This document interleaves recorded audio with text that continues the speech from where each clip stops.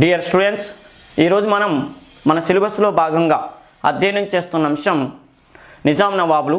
ఈ నిజాం నవాబులకు సంబంధించినటువంటి ఇంపార్టెంట్ విషయాలని ఫోటోలతో సహా గత పార్టుల్లో ఎక్స్ప్లెయిన్ చేశాను. మరికొన్ని ముఖ్య అంశాలను ఇప్పుడు మనం చూద్దాం. చూడండి, అసబ్జా రాజకీయ చరిత్ర. ఏ నిజాము ఏ సంవత్సరం నుంచి ఏ సంవత్సరం వరకు పరిపాలన చేశారో కావాలి మనకి. ఆ తర్వాత ఎవరు గొప్పవాళ్ళు, ఎవరు స్థాపకులు, ఎవరు చివరి వారు అనేది తెలియాలి. ఇంకో విషయం ఏంటంటే, ఇయర్స్ కనుక మనం అధ్యయనం చేస్తే బాగా అర్థం చేసుకుంటామో బట్టి పట్టడం చేస్తే ఖచ్చితంగా కొన్ని మార్కులు మనకి ఇండైరెక్ట్గా రావడానికి అవకాశం ఉంటుంది. ఉదాహరణకి ఏ రాజు ఏ సంవత్సరం నుంచి పరిపాలన చేసినది మనకు తెలుసు అనుకోండి, రేపు ఏదో ఒక సందర్భంలో ఒక సంఘటన అడిగి ఆ టైంలో చక్రవర్తి ఎవరో చెప్పరా అంటే మనకి ఇయర్స్ ఎలాగో తెలిసినాయి అనుకోండి, కొన్ని ఆన్సర్లు ఈజీగా రాబట్టుకోవటానికి అవకాశం ఉంటుంది. ఓకేనా? ఇక చూడండి, నిజాం ఉల్ ముల్క్ ఇతడు 1724 నుంచి 1748 వరకు పరిపాలించాడు. ఓకేనా? 1724 నుంచి 1748 ఇతడు స్థాపకుడు. నెక్స్ట్ నాజర్ జంగ్, ఇతని కొడుకు.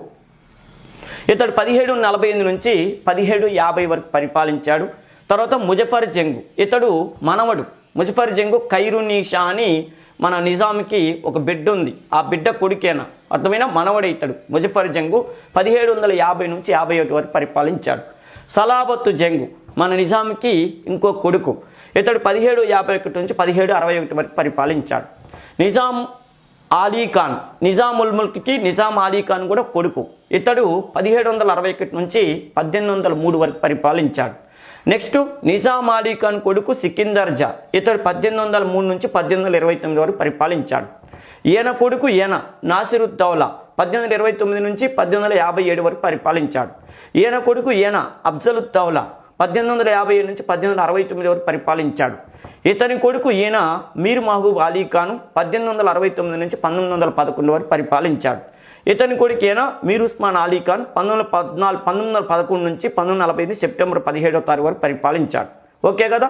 విషయం ఏంటంటే, సీరియల్లో చూస్తే మొత్తం 10 మంది ఉన్నారు, కానీ వీరిలో 7గురిని మాత్రమే అసబ్జాల్ అనే పేరుతో పిలుస్తారు. 7గురు చక్రవర్తులని 7గురు నిజాములను మాత్రమే అసబ్జాల్ అనే పేరుతో పిలుస్తారు.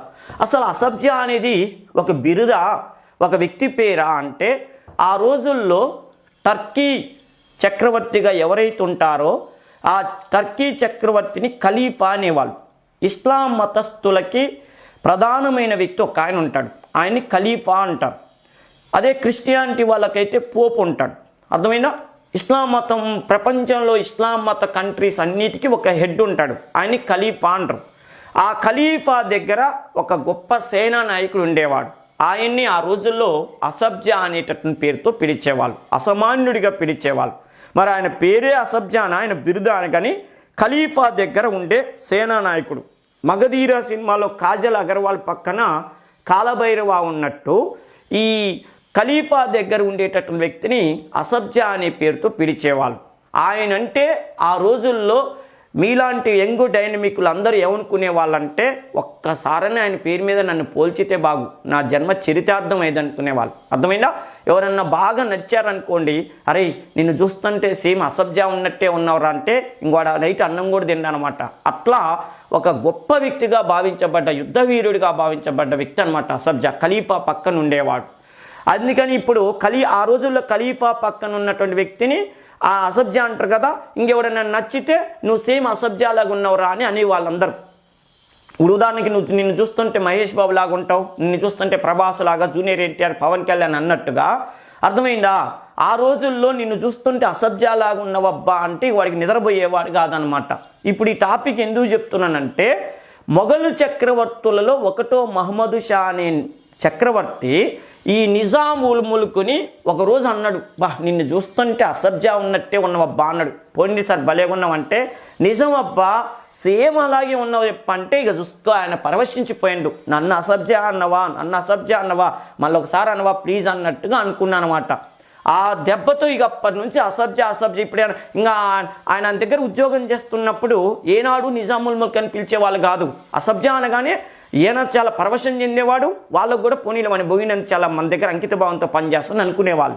అట్లా అసబ్జా అనుకుంటే ఈయన 1724లో రాజ్యాన్ని స్థాపించినప్పుడు నాకు మొఘలు చక్రవర్తి ఇచ్చిన బిరుదు అసబ్జా ఉందే, దాన్నే నేను నా రాజ్యానికి పేరు పెట్టుకుంటున్నా అని అసబ్జాహీ వంశం అని పేరు పెట్టుకుండు. అంటే అసామాన్యుల వంశం అని పేరు పెట్టుకుండు. అర్థమైంది కదా. పెట్టుకునే తర్వాత అంటే ఈ నువ్వు చాలామంది అడిగారు, ఏందన్నా నువ్వు రాజ్యానికి అసబ్జాహీ వంశం అని పేరు పెట్టుకున్నావు ఎందుకనంటే చెప్పిండు, ఏం లేదురా, నన్ను మొఘల్ చక్రవర్తి ఒకటో మహమ్మద్ షా అసబ్జాహీ అని ఒకసారి అన్నారా, నా పరవశించేది, అందుకనే నేను నా వంశానికి అసబ్జాహీ వంశం అని నా రాజ్యానికి పెట్టుకున్నంటే ఎక్సలెంట్ అన్న. దీనివల్ల 2 ఉపయోగాలు ఉన్నాయి తెలుసా అన్నారు. ఏంటంటే మీ రాజవంశం అసబ్జాహీలు అంటే అసామాన్యులు అన్న విషయం అర్థమవుతుంది. రెండోది ఏంటంటే మొఘలు చక్రవర్తులు మీకు ఈ బిరుదు ఇచ్చారు కాబట్టి వాళ్ళు ఇచ్చిన బిరుదే పెట్టుకుంటే మొఘలు చక్రవర్తులు కూడా మేమంటే వాడికి ఎంత అభిమానం రా అనుకుంటారంటే ఆ ఉద్దేశంతోనే రా నేను పెట్టుకున్నా అన్నాడు.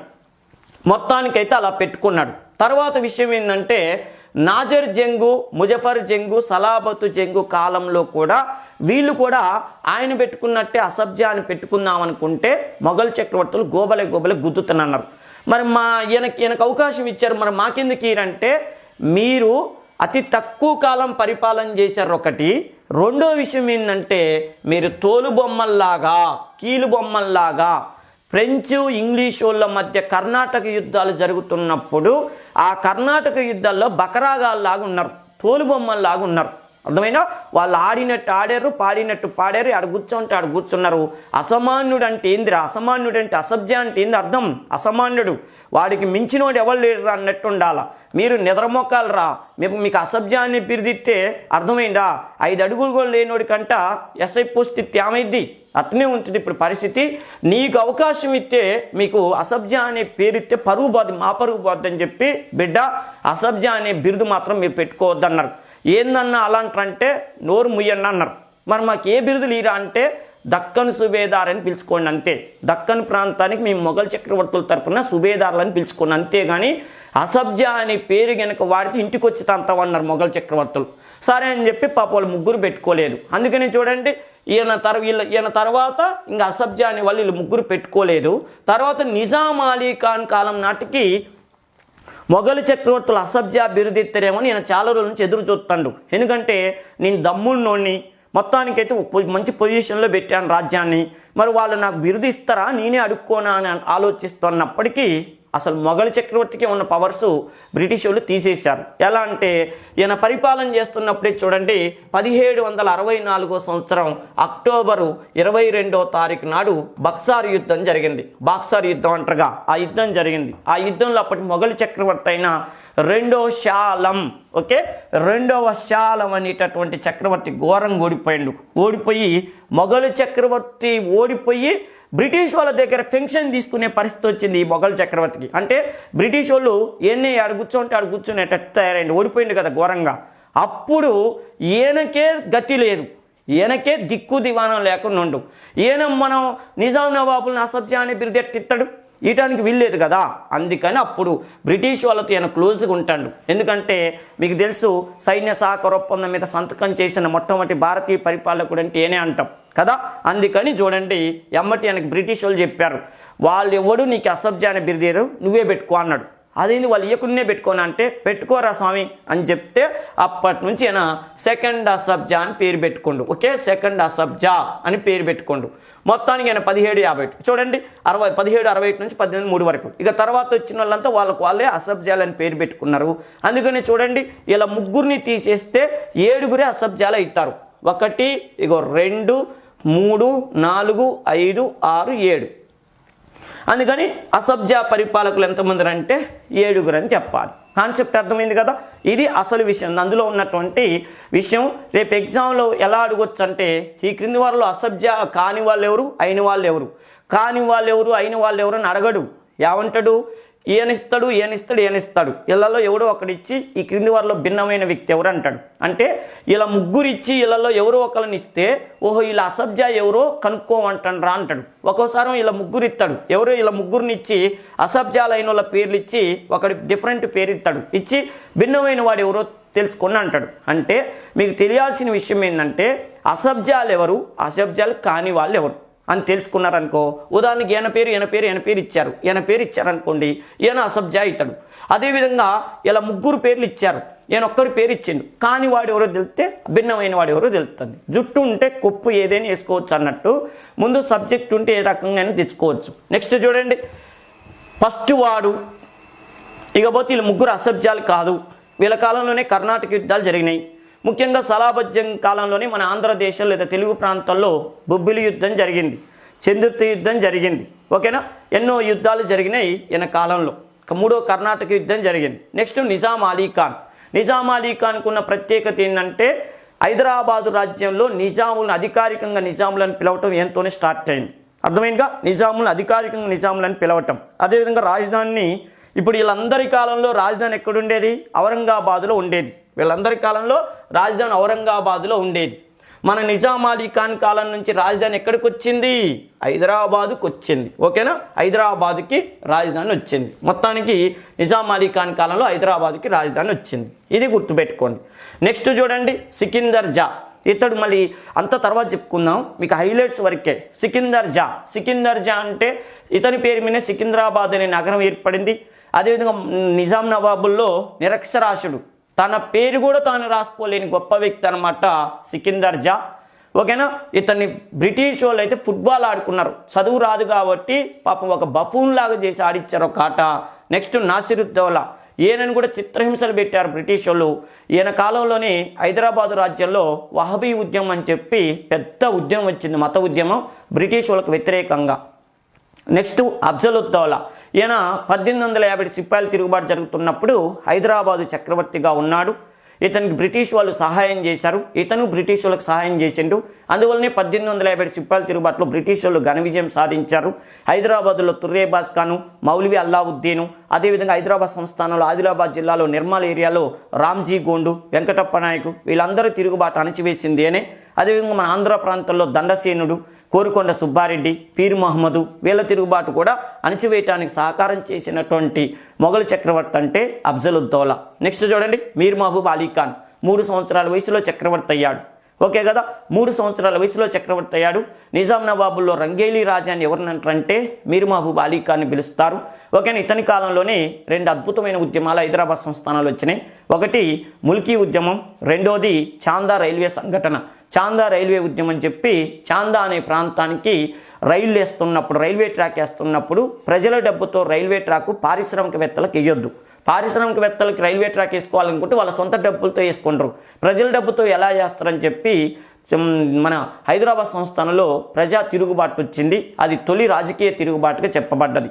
అదే వహబీ ఉద్యమం నాసిరుద్దౌలా కాలం వచ్చింది, అది మతపరమైన ఉద్యమం.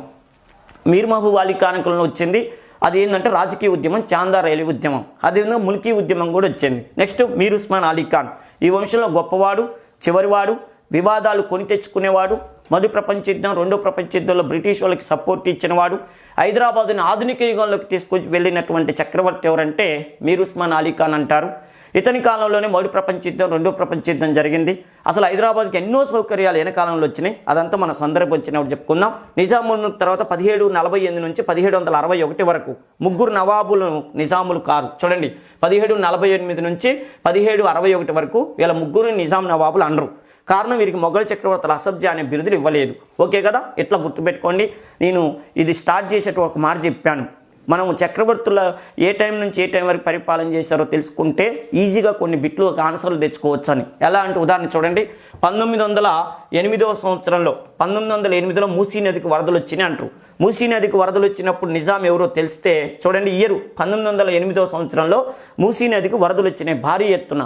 అఫ్జల్గంజ్ ఏరియా మొత్తం మునిగిపోయింది. అప్పుడు నిజాం ఎవరో చెప్పండి అన్నాడు అనుకో, నీకు ఇయర్స్ తెలిసినాయి అనుకో. చూడు, మీర్ మహబూబ్ అలీ ఖాన్ 1869 నుంచి 1911 వరకు ఉండు, అంటే ఈయన కాలంలోనే మూసీ నదికి వరదలు వచ్చినాయి.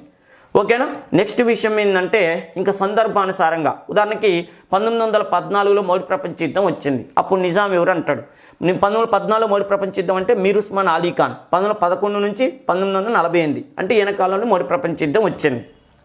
నెక్స్ట్, హైదరాబాద్ సంస్థానంలో కొన్ని హిందూ పట్టణాల పేర్లని ఇస్లాం మత పట్టణాలుగా మార్చారు. ఎప్పుడు? 1905వ సంవత్సరంలో. ఏమని? ఉదాహరణకి మానుకోట ఉందనుకో, మహబూబాబాదు. అర్థమైనా? అదేవిధంగా ఎదులాబాద్ ఉందనుకో, ఆదిలాబాదు. ఓకేనా. అదే ఇంకా పాలమూరు ఉందనుకో మహబూబ్ నగర్ అని మార్చారు. ఎప్పుడు 1905 యాక్ట్ ప్రకారం. అప్పుడు నిజాం ఎవరంటే మీర్ మహబూబ్ అలీ ఖాన్ తెలిసిందనుకో 1869 1911 అంటే ఈయన కాలంలో మార్చారు. ఇట్లా జస్ట్ ఉదాహరణలు చెప్తున్నా నేను.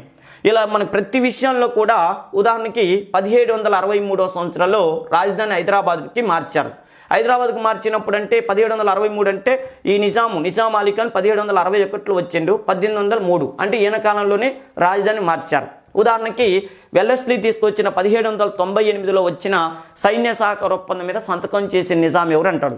1798లో వెల్లెస్లీ సైన్య సహకార పద్ధతిని పెట్టినప్పుడు అప్పుడు నిజాం ఎవరు అంటే నిజాం అలీ ఖాన్. 1761 నుంచి 1803 వరకు ఉండు అంటే ఈయన కాలంలోనే సైన్య సహకార ఒప్పందం జరిగింది కాబట్టి దాని మీద ఈయన సంతకం చేశాడు. ఓకే కదా. నెక్స్ట్ 1806-1807 మధ్య కాలంలో సికింద్రాబాద్ నగరం నిర్మాణం అయింది. సికింద్రాబాద్ నగరం నిర్మాణం అయినప్పుడు అంటే ఇప్పుడు 1803 నుంచి 1829 అంటే ఈయన కాలంలోనే ఎవరు సికిందర్ జా కాలంలో. ఇట్లా ఎన్నో రకాలు మనకి ఇలా ఇయర్స్ బట్టండి దయచేసి. దానివల్ల మీకు ఎన్నో బెనిఫిట్లు ఉంటాయి. ఒక గమ్మత్తు ఏంటంటే మీరు అసలు ఎగ్జామ్ రాయబోయే దాంట్లోనే కొన్ని మొత్తం పేపర్ చదివితే మీకు తెలియకునే కొన్ని ఆన్సర్లు కూడా ఉంటాయి. ప్రశ్నాపత్రంలోనే కొన్ని ఆన్సర్లు కూడా ఉంటాయి. అట్లా ఎన్నోసార్లు జరిగినాయి. అలా ఉపయోగించుకోవాలంటే చక్రవర్తులు మెయిన్ చక్రవర్తులు ఇయర్స్ అన్ని బట్టండి. ఓకేనా. వాళ్ళు ఎప్పటి నుంచి ఎప్పటివరకు పరిపాలన చేశారని. నెక్స్ట్ చూడండి, అసబ్జాలు మొత్తం 7 అన్నాం కదా, 3 తీసేసినాం కదా, 7. ఇగో నిజాం ఉల్ ముల్క్, తర్వాత నిజాం అలీ ఖాన్, తర్వాత సికిందర్ జా. ఓకేనా. తర్వాత విషయం ఏంటంటే నాసిరుద్దౌలా, అఫ్జలుద్దౌలా, మీర్ మహబూబ్ అలీ ఖాన్, మీర్ ఉస్మాన్ అలీ ఖాన్. ఓకే కదా. ఫస్ట్ నిజాం ఉల్ ముల్క్, సెకండ్ అసబ్జా లేదా first Asaf Jah second Asaf Jah Nizam Ali Khan, third Asaf Jah Sikandar జా, ఫోర్త్ అసబ్జా అంటే ఎవరైనా నాసిరుద్దౌలా, fifth Asaf Jah Afzaluddaula, sixth Asaf Jah Mir Mahbub Ali Khan, seventh Asaf Jah Mir Osman Ali Khan. ఓకేనా. స్థాపకుడు, గొప్పవాడు, చివరివాడు. రంగేలి రాజుని ఎవరినంటారు? 6వ ఆయన్ని రంగేలి రాజా అంటారు. నిరక్షరాశులని ఎవరినంటారు? 3వ అసబ్జా సికిందర్ జాని నిరక్షరాశులు అంటారు. సైన్య సహకార ఒప్పందం మీద సంతకం పెట్టింది ఎవరు? నిజాం అలీ ఖాన్. ఓకేనా. చిన్ కులిచ్ ఖాన్, ఓకే, నేక్ భక్త్. ఓకేనా. నిజాం ఉల్ ముల్క్ అని ఎవరినంటారు? ఎన్ అంటారు. ఓకే కదా. ఇట్లా గుర్తుపెట్టుకోండి. నెక్స్ట్ ఇగో నిజాం అలీ ఖాన్. ఈ నిజాం అలీ ఖాన్ 1798వ సంవత్సరంలో సైన్య సహకార ఒప్పందం మీద సంతకం చేశాడు. సైన్య సహకార ఒప్పందం మీద సంతకం చేయబట్టే ఇక చూసుకో ఈయన కాలంలో ఎన్నో రాజకీయ సంఘటనలు జరిగినాయి. రాజకీయ సంఘటనలు ఏంది? సినిమా చూపించారు బ్రిటిష్ వాళ్ళు. కర్ణాటక యుద్ధాల తర్వాత బ్రిటిష్ వాళ్ళు మన ఆంధ్రదేశంతో పాటు భారతదేశం మొత్తం మీద తిరుగులేని చక్రవర్తులు అయ్యారు. అంటే ఈస్ట్ ఇండియా కంపెనీ తిరుగులేని పరిపాలన అయింది. దీనివల్ల ఏమైందంటే ఆ కంపెనీ చెప్పిందే వేదం అన్నట్టు అయింది. ఈ నిజాముకి అప్పుల బాధలు ఎక్కువైనాయి. ఎందుకంటే వారసత్వ యుద్ధాలు జరిగిన తర్వాత ఈయన చక్రవర్తి అయ్యాడు. వీళ్ళకు వారసత్వ యుద్ధాలు జరిగినాయి. ఇలా అన్నయ్య సలాబతు జంగుని తీసేసి ఈయన చక్రవర్తి అయ్యేటప్పుడు బ్రిటిష్ వాళ్ళకి ఏమని చెప్పిందంటే మా అన్నయ్య సలాబతు జంగు నేను తొలగించి బీదర్ కోట్లో దాచిపెట్టి నేను చక్రవర్తి అయితా, నాకు ఫుల్ సపోర్ట్ ఇవ్వాలన్నారు. అప్పుడు బ్రిటిష్ వాళ్ళు ఏమన్నారు? ఏ నిద్రమొక్కువాడు అయితే మాకేందిరా, మాకు కొన్ని కావాలి ఇస్తావా అన్నారు. ఏం కావాలన్నాడు అంటే కోస్తా జిల్లాలు కావాలన్నాడు. ఓకేనా. కోస్తా జిల్లాలు కావాలన్నారు. అంటే ఈ కోస్తా జిల్లాలు ఇచ్చే బాధ్యత నేను తీసుకుంటా అబ్బా అని చెప్పి 1766వ సంవత్సరంలో నిజాం అలీ ఖాన్ కోస్తా జిల్లాలని బ్రిటిష్ వాళ్ళకి అమ్మిండు. అప్పుల బాధలు ఎక్కువై కోస్తా జిల్లాలను అమ్ముకుండు. దీనికి కాన్రేగుల జోగి పంతులని మీరు చదువుతారు. కాన్రేగుల జోగి పంతులు. ఈ కాన్రేగుల జోగి పంతులు అనే వ్యక్తి వచ్చి ఈయన వ్యవహారం నడిపాడు. ఈయనని దుబాసి అంటారు. కాన్రేగుల జోగి పంతుని దుబాసి అంటారు. ఈ దుబాసియే కోస్తా ఏరియాని అంటే ఒక గుంటూరు జిల్లా తప్పితే గుంటూరు జిల్లా అనేటటువంటి అప్పుడు బసాలతు జంగ్ అనేటటువంటి వాడి పేరు మీద ఉంది. ఈ ఒక్క జిల్లా తప్పితే మిగతా జిల్లా కోస్తా ఏరియా మొత్తం ఇస్తా అని చెప్తే కోస్తా జిల్లాని 1766వ సంవత్సరాలు ఇచ్చేందుకు మన నిజాంకి బ్రిటిష్ వాళ్ళు 15 లక్షల రూపాయలు ఇచ్చారు. దీంతో నిజాం 15 లక్షల రూపాయలు తీసుకొని బ్రిటిష్ వాళ్ళకి ఒక గుంటూరు జిల్లా తప్పితే మిగతా జిల్లాలని ఇచ్చేసిండు. గుంటూరు జిల్లాని 1788వ సంవత్సరంలో 7 లక్షలకి బ్రిటిష్ వాళ్ళకి అమ్ముకుండు. అంటే బ్రిటిష్ వాళ్ళు 1766 1788 కల్లా మన కోస్తా జిల్లా మొత్తాన్ని నిజాం నుంచి తీసేసుకున్నారు. ఆ తర్వాత విషయం ఏంటంటే నిజాం అలీ ఖాను మళ్ళీ ఈ నిజాం అలీ ఖానే మళ్ళీ ఏం చేసిండు 1798వ సంవత్సరంలో లార్డ్ వెల్లెస్లీ ప్రవేశపెట్టిన సైన్య సహకార ఒప్పందం మీద సంతకం పెట్టిండు.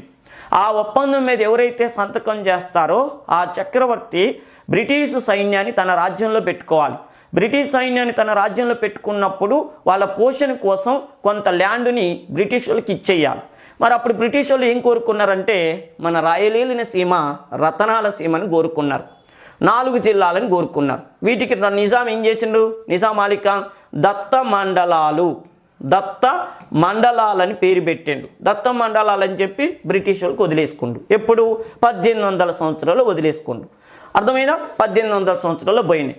వీటితో పాటు నెల్లూరు చిత్తూరు జిల్లాలు, ఓకేనా, నెల్లూరు జిల్లాని మళ్ళీ ప్రత్యేకమైన విషయం ఏంటంటే 1802వ సంవత్సరంలో మళ్ళీ రాజకీయ ఒప్పందం చేసుకొని మళ్ళీ బ్రిటిష్ వాళ్ళు తీసేసుకున్నారు. మళ్ళీ ఫస్ట్లో 1766లో ఒకసారి జరిగింది.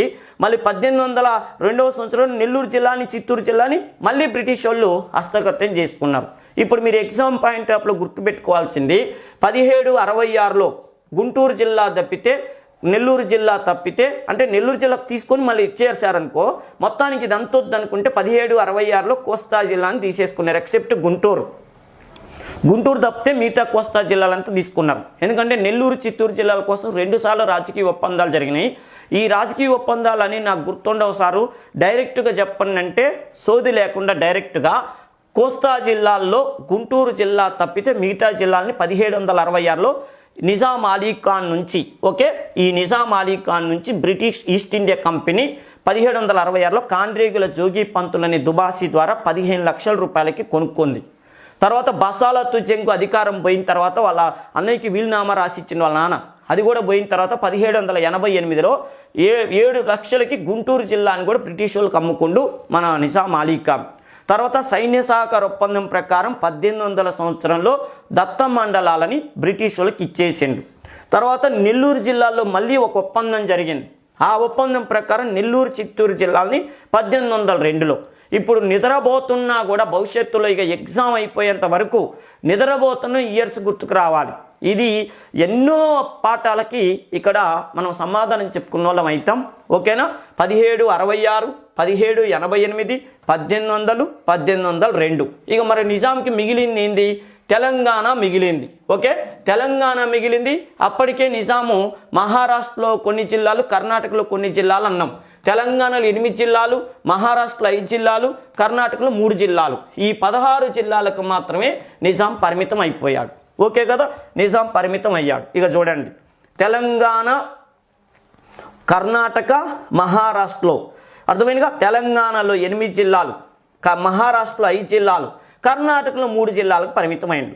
మరి ఇప్పుడు మన రాయలసీమ, ఆంధ్ర మొత్తాన్ని ఈస్ట్ ఇండియా కంపెనీ బ్రిటిష్ వాళ్ళు తీసుకున్నారు కదా. తీసుకున్న బ్రిటిష్ వాళ్ళు దేంట్లో కలుపుకున్నారంటే తమిళనాడులో కలుపుకున్నారు. ఇది తమిళనాడు ఏరియాలో వాళ్ళ ఈ ప్రాంతాన్ని కలుపుకున్నారు. కలుపుకొని మద్రాసు అనే దాన్ని క్యాపిటల్ సిటీ పెట్టుకున్నారు. ఈ మద్రాసుకు వాళ్ళు పెట్టిన పేరేంది, ఓకే, ఉమ్మడి మద్రాసు రాష్ట్రము, ఉమారా. ఓకే, ఉమా రాష్ట్రం, ఉమ్మడి మద్రాసు రాష్ట్రం. అంటే ఇటు కోస్తాకి, రాయలసీమకి ప్లస్ తమిళనాడుకి ఉమ్మడిగా మద్రాసు ఉంది కాబట్టి ఉమ్మడి మద్రాసు రాష్ట్రం అంటారు. అంటే నిజాం అలీ ఖాన్ కాలం నుంచి మన తెలుగు ప్రజలు ఇలా ముక్కలైపోయారు. నిజాం అలీ కాలం నుంచి మన తెలుగు ప్రజలు ఇట్లా ముక్కలైపోయారు. భౌగోళిక మార్పులు జరిగినాయి. మన తెలుగు జాతి చరిత్ర భౌగోళికంగా మార్పులు గురైంది. శాతవాహనుల కాలంలో, కాకతీయుల కాలంలో, అర్థమైన తర్వాత గోల్కొండ కుతుబుషాహీల కాలంలో, ఈ నిజాము కాలంలో కూడా 1800 వరకు అధికారికంగా అందరం కలిసిమెలిసి ఉన్నాం. కానీ ఈ నిజాం అలీ ఖాన్ కాలం నుంచి అక్టోబర్ 12వ తారీఖు నుంచి ఏమైందంటే తెలంగాణ వాళ్ళు సపరేట్ అయ్యి నిజాం చేతుల్లోకి వెళ్ళిపోయొచ్చింది. ఆల్రెడీ నిజాం చేతుల్లోనే ఉన్నారు తెలంగాణ వాళ్ళు.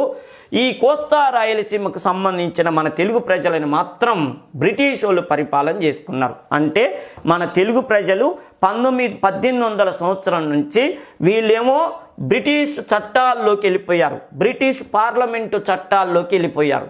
వీళ్ళేమో అదే పాత చింతకాయ పచ్చడి, రాజరికం లేదా వంశపారంపర్య పరిపాలనలో ఉండిపోయారు. వంశపారంపర్యం, తాత తర్వాత తండ్రి, తండ్రి తర్వాత మనవడు ఉండేటటువంటి సాంప్రదాయంలోకి వచ్చింది. వీళ్ళేమో బ్రిటిష్ ఈస్ట్ ఇండియా కంపెనీ పాలన కొన్ని రోజులు, ఎప్పటి వరకు? 1858 చట్టం వరకు. తర్వాత ఏమైంది? బ్రిటిష్ పార్లమెంటు చట్టం. బ్రిటిష్ పార్లమెంటు 1857 తర్వాత మన కోస్తా రాయలసీమను పరిపాలన చేసేది ఎవరు? British parliament. ఎప్పటిదాకా? 1947 సంవత్సరం వరకు బ్రిటిష్ పార్లమెంటు పరిపాలన చేసింది. ఇలా తెలుగు ప్రజలు భౌగోళికంగా ఏ నిజాం నుంచి విడిపోయారంటే నిజాం అలీ ఖాన్ పాలనా కాలం నుంచి. ఓకే కదా? నిజాం అలీ ఖాన్ పాలనా కాలం నుంచి అని ప్రత్యేకంగా ఈ నిజాం అలీ ఖాన్ పాలనా కాలం నుంచి అని ప్రత్యేకంగా గుర్తుపెట్టుకోండి. రెండో విషయం మాత్రం మళ్ళీ చెప్తున్నా, నిజాం అలీ ఖాన్ అనగానే ఈ బొమ్మలు మీకు గుర్తుకు రావాలి. తెలంగాణ సపరేట్ అయింది. కోస్తా ఒకప్పుడు రాయలసీమ దత్త మండలాలని పేరు పెట్టారు. ఓకేనా? ఇగో తెలంగాణలో నిజాం పాలనలో తెలంగాణలో ఒక తెలంగాణ లేదు, మహారాష్ట్ర ఉంది, కర్ణాటక ఉంది, కొంత భాగం అని గుర్తుపెట్టుకోండి. నెక్స్ట్ విషయం, మన తెలుగు ప్రజలు 2 ముక్కలుగా విడిపోయింది ఎప్పుడనేది ఇక చూడండి. ఇప్పుడు ఇది కూడా ఇట్లా చూడండి. ఇగో కోస్తా రాయలసీమ, ఇది కళ్ళ ముందు కనపడుతుండాలి మీకు. తమిళనాడులో కలిసిపోయింది. దీనికి వాళ్ళప్పుడు మద్రాస్ ప్రెసిడెన్సీ అని పేరు పెట్టుకున్నారు. మద్రాస్ ప్రెసిడెన్సీ. దీనికి మద్రాస్ క్యాపిటల్ సిటీ కాబట్టి మద్రాస్ క్యాపిటల్ సిటీ. ఎప్పటి వరకు? 1800 నుండి 1947 వరకు బ్రిటిష్ వాళ్ళు పరిపాలన చేసినంత కాలం మన మద్రాసు రాజధాని. అంతేకాదు, దేశానికి స్వాతంత్రం వచ్చినా కూడా మన కోస్తా రాయలసీమ వాళ్ళు మద్రాసు వాళ్ళ చేతిలోనే ఉండిపోయారు. తర్వాత కూడా 1953 అక్టోబర్ 1వ తారీఖు నాడు ఆంధ్ర రాష్ట్రం పొట్టి శ్రీరాములు 58 రోజులు నిరాహారదీక్ష చేసి చనిపోతే కానీ కేంద్ర ప్రభుత్వం ఆంధ్ర రాష్ట్రం ఇవ్వలేదు. అప్పటి వరకు మన తెలుగు వాళ్ళు మద్రాసునే క్యాపిటల్ సిటీగా పెట్టుకొని పరిపాలన చేసుకున్నారు. ఇక తెలంగాణ వాళ్ళు, తెలంగాణ 8 జిల్లాలు, మహారాష్ట్ర 5 జిల్లాలు, కర్ణాటక 3 జిల్లాలు, మొత్తం 16 జిల్లాలు. మరి వీళ్ళ పరిస్థితి ఏంది అంటే తమిళనాడు 8 జిల్లాలు, కోస్తా 7 జిల్లాలు, రాయలసీమ 4 జిల్లాలు, మొత్తం ఎన్ని అంటే 19 జిల్లాలు. ఓకే కదా? ఇది ప్రత్యేకంగా గుర్తుపెట్టుకోవాల్సిన విషయం. ఓకేనా? అర్థమైందా?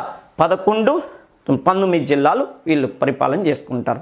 ఇట్లా మీరు ఎన్ని పుస్తకాలు చదివే నాలెడ్జ్ అంతా మ్యాప్ పాయింటింగ్ ద్వారా వచ్చింది. ఓకే కదా? ఈ మ్యాప్ పాయింటింగే మీకు పెద్ద గొప్ప ఆయుధంగా గుర్తుపెట్టుకోండి. ఇది ఒక్కసారి ఎగ్జామ్కి వెళ్ళేటప్పుడు ఇలాంటి ఒక్కసారి చూసుకొని పోతే అసలు దుమ్ము లేపొచ్చు అనమాట. బాగా గుర్తుపెట్టుకోండి.